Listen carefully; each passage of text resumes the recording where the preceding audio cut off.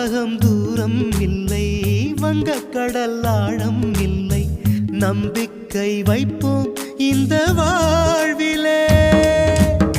சூரியனை வட்டம் இட்டு தன்னை தானே சுற்றும் பூமி, நம்மை சுற்றி வருமே அந்த வானிலே. புது சந்தோஷம் எங்கே, புது சங்கீதம் எங்கே, அது நம்பிக்கை